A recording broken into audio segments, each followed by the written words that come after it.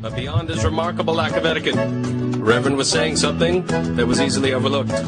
Let's look again. No, I said, do you know black liberation theology? I'm very aware of what you're calling black liberation, but let me get my question out. No, I didn't ask you what I'm calling. I said, do you know black theology? Reverend, I'm going to give you a chance to answer your question. How many of Cohn's books have you read? Reverend? How many of Cohn's books have you read? Wright insists that Mr. Hannity cannot even have a discussion with him without first understanding liberation theology and black liberation theology, according to the theologian Dr. James Cohn. Liberation theology exploded onto the Central American political landscape as a Marxist strategy for undermining the teachings of legitimate Catholicism in hopes of expanding government control. Pope John Paul condemned the humanist doctrine, which had produced numerous socialist revolutionaries throughout the region. Communist mass murderer Che Guevara was even portrayed as a Christ type in liberation propaganda. Here we find our first connection to Obama. Historically, Marxism has always expanded government control, with programs like nationalized healthcare, gun control, and welfare, all of which are part of the Democratic Party's platform. And again, Che Guevara appears in Obama's campaign. Black liberation theology is an extension of the Marxist liberation theology that exclusively speaks to a negative African-American experience. Dr. James Cohn, Ph.D., defines black liberation theology in his book. The following is an excerpt. Black theology refuses to accept a God who is not identified totally with the goals of the black community.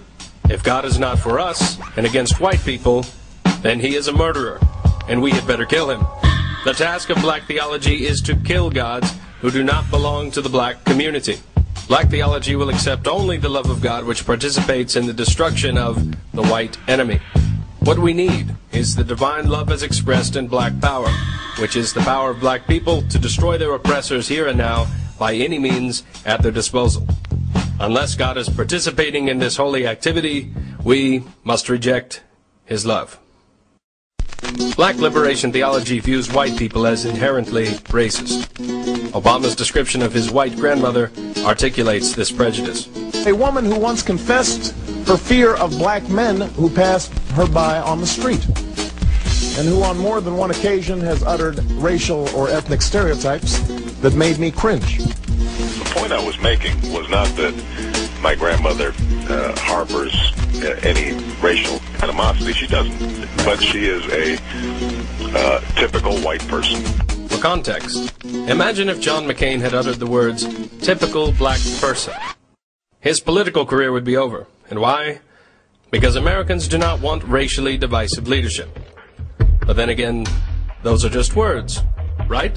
Just words. Just speeches. But black liberation theology doesn't just revile Anglo-Americans. Reverend Wright calls Israel a dirty word and has equated Israelis to whites oppressing the dark-skinned Palestinians.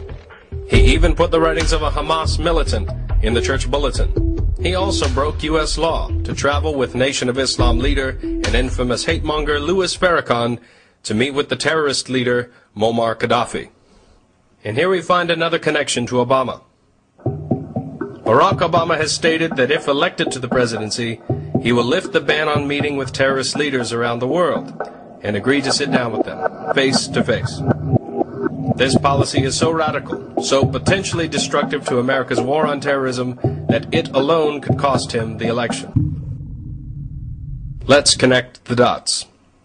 With the assistance of Dr. Cohn, Reverend Wright, and other divisive figures, Barack Obama has been discipled in a racist, Marxist, quasi-Christian, anti-Semitic ideology for over 20 years. Just words. After that much indoctrination, is it surprising that he refuses to wear the American flag? I won't wear that pin on my chest. Is it surprising that he won't put his hand over his heart during the national anthem?